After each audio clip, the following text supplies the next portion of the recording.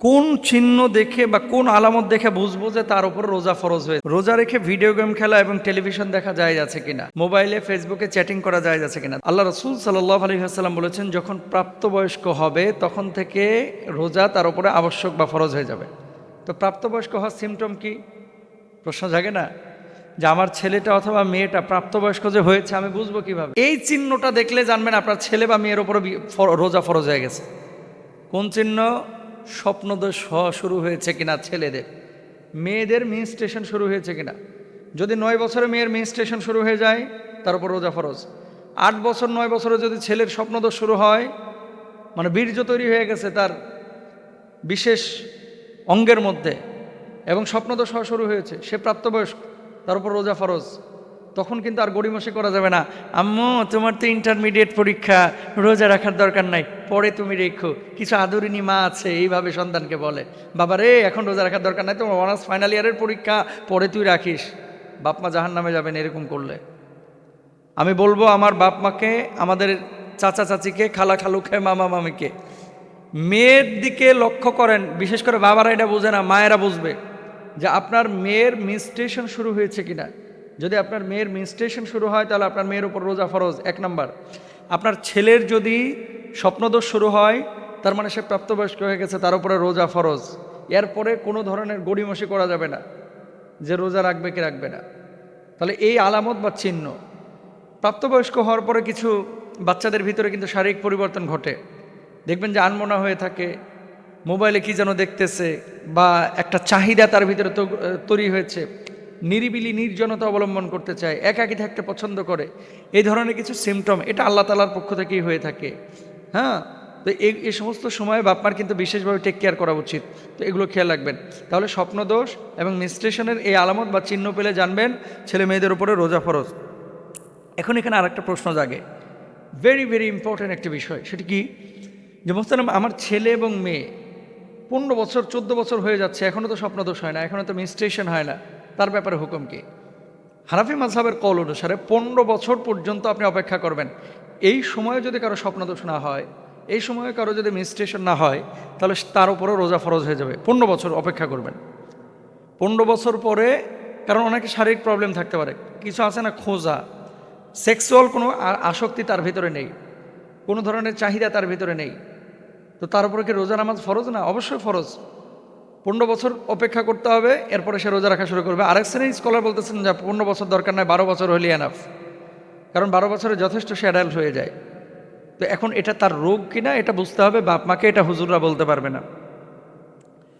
তাহলে 1 নম্বর জবাব আমরা পেলাম।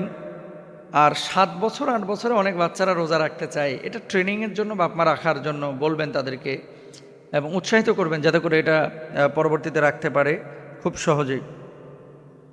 দ্বিতীয় অংশে যে প্রশ্ন করেছেন, রোজা রেখে ভিডিও গেম খেলা, ফেসবুকে চ্যাটিং করা অথবা টেলিভিশন দেখা জায়েজ আছে কিনা। দেখেন, রাসূল আকরাম সাল্লাল্লাহু আলাইহি ওয়াসাল্লাম হাদিসের মধ্যে কি বলছেন? রুব্বা সাইমিন লাইসা মিন সিয়ামিহি ইল্লাল জু। আবারও বলি হাদিসটা, রুব্বা সাইমিন লাইসা মিন সিয়ামিহি ইল্লাল জু। এমন কিছু রোজাদার আছে যাদের রোজা রাখাটা অহেতুক, শুধুমাত্র না খায়া থাকাই হয়, প্রতিদান আল্লাহর পক্ষ থেকে কিচ্ছু পায় না এরা। কারা এরা? খেয়াল করেন, এমন কিছু রোজাদার আছে যারা অহেতুক কথা ছাড়ে না, এমন কিছু রোজাদার আছে যারা অহেতুক কাজ, অশ্লীল কাজ ছাড়ে না, এমন কিছু রোজাদার আছে যেই রোজাদাররা নিজেরা অন্য সময় যে পাপগুলো করে এই সময়ে পাপ করে। হারাম খাচ্ছে, ঘুষ খাচ্ছে, সুদ খাচ্ছে, অকথ্য ভাষায় গালমন্দ করছে, মোবাইল নিয়ে ফেসবুক নিয়ে ব্যস্ত রয়েছে। এদের রোজাগুলো আসলে শুধু না খেয়ে থাকাই হয়।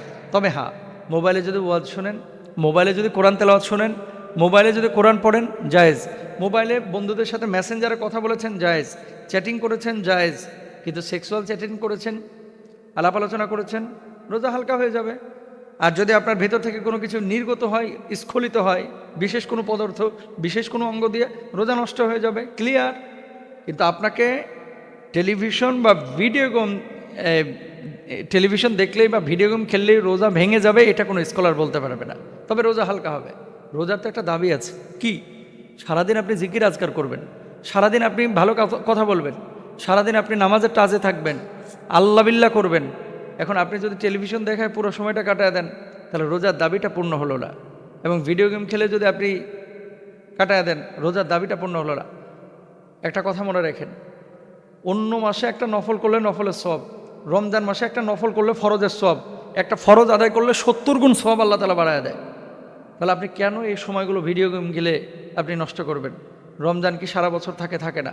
আল্লাহ তাআলা আমাদেরকে বোঝার তৌফিক দান। আগের সাথে যা তালাক হয়েছে, পরবর্তীতে মা আরেকজনের সাথে বিয়ে দিচ্ছে, এটার সাথেও বনিবনা তেমন একটা হচ্ছিল না, পরবর্তীতে এখন ভালো আছে বলতেছে, বনিবনা হয়ে গেছে। ঢাকায় এসে আবার আগের স্বামীর সাথে তার আবার ফিটিং হয়েছে, মানে যেটার সাথে তালাক হয়েছে, এবং ওটার সাথেও থাকা শুরু করছে। তার মানে কি, স্বামী দুইজন, বধূ একজন, বউ একজন। নাউজুবিল্লাহ, একেবারে জেনাহের লাইফ এটা, সম্পূর্ণরূপে হারাম। বাচ্চা পেটের মধ্যে এসে যে বাচ্চা হয়েছে, কিভাবে এখন প্রকাশ করবে? বললেন হুজুর ডিএনএ টেস্ট করলেই তো হয়ে যায়। আরে ডিএনএ টেস্ট এটা তো পরের বিষয়, কিন্তু ইসলাম যে আগেই বলেছিল একজন নারী 4 জন স্বামী কেন গ্রহণ করতে পারে না, এই সমস্ত কারণেই তো। 4 জন স্বামী যদি কোনো নারী থাকতো, তাহলে পেটের মধ্যে যে বাচ্চাটা আসতো, কামাল বলতো যে আমার, ওই মফিজউদ্দিন বলতো যে আমার, ওদিকে আবুল হোসেন বলতো না আমার, আরেকজন বলতো আমার, ওটাই তো হইলো আজকে, দুইজনই বলতেছে বাচ্চা আমার। এখন সুরাহা কি? সুরাহা হচ্ছে 1 নাম্বার, যার সাথে তার তালাক হয়েছে তাকে স্থায়ীভাবে বিচ্ছেদ ঘটাইতে হবে। মানে বৈধভাবে, এবং পরবর্তীতে যারা বিয়ে করছে আদালতের মাধ্যমে কিনা, কাজী সাহেবের মাধ্যমে কিনা, বা ইসলাম যে ল দিয়েছে, আইন দিয়েছে, সেই লগুলো ফলো করেছে কিনা, এটা খেয়াল রাখতে হবে। তারপরে বিয়েটাকে সম্বোধন করতে হবে। তো একজনের সাথে তালাক স্থায়ীভাবে নিয়ে আসতে হবে। 2 নম্বর হচ্ছে আদালতে শরণাপন্ন হন বা ফতোয়া আকারে বিজ্ঞ স্কলারের কাছে যান। এই সন্তানটা যেহেতু ডিএনএ টেস্ট করার মাধ্যমে বের করা কখনো কখনো পসিবল, কখনো কখনো ডিএনএ টেস্ট করেও হয়তো বা বের করা পসিবল হয় না, আমি যতটুকু জানি। সুতরাং এই বাচ্চাটা মানে কার, এটা আদালত সিদ্ধান্ত নেবে যে ওই পক্ষের নাকি এই পক্ষের। মেয়ের মাকেও তওবা করতে হবে, মেয়েকেও তওবা করতে হবে।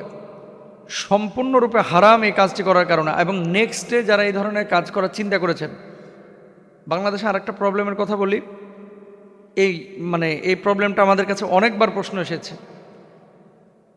আগে একজনের সাথে প্রেম ছিল, অ্যাফেয়ার ছিল, মা বা বাপ জোর করে আরেক জায়গায় বিয়ে দিছে, মানে একেবারে আবেগের বশবর্তী হয়, ওটার সাথে আর মন বসে না। 15 দিন পরে এর কাছ থেকে ভাইগা পালায়া যায়, ওই আগের সাথে যার প্রেম ছিল এর সাথে কক্সবাজার পালায়া যায়, ওই আরেক জায়গায় চলে যায়, যে আবার বিয়ে বসে।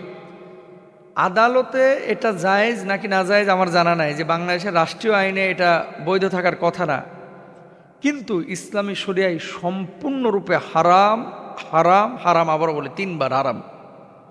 আপনি আপনি আপনি ওই আপনার বাপ মা যার সাথে বিয়ে দিয়েছে তার বৈধ স্ত্রী, আর যদি জোর করে বিয়ে দেয় তাহলে এটা আপনার বাপ মা অন্যায় করেছে, জোর করে ইসলাম কোনো বিয়ে দেওয়ার কথা নিষেধ করেছেন। তো বৈধ স্ত্রী থাকা অবস্থায় আরেক জায়গায় আপনি কিভাবে বিয়ে করেন? সম্পূর্ণরূপে হারাম। আপনার পেটের মধ্যে যে সন্তানটা আসবে, এই সন্তানটা অবৈধ সন্তান হবে। আপনি যে ইবাদত বন্ধই করবেন, এগুলো কবুল হবে কিনা সন্দেহ আছে। তো আপনি যদি এইখানে তালাক নিতে হয়, নেন, 3-4 মাস অপেক্ষা করেন, তারপর আরেক জায়গায় যান। এত অস্থির হওয়ার কি আছে বিয়ের জন্য? অনেক মানুষ এই কাজগুলো করে। আল্লাহ তাআলা আমাদেরকে বোঝার তৌফিক দান করুক। আল্লাহ তাআলা এই ধরনের পাপ থেকে আমাদেরকে হেফাজত রাখুক।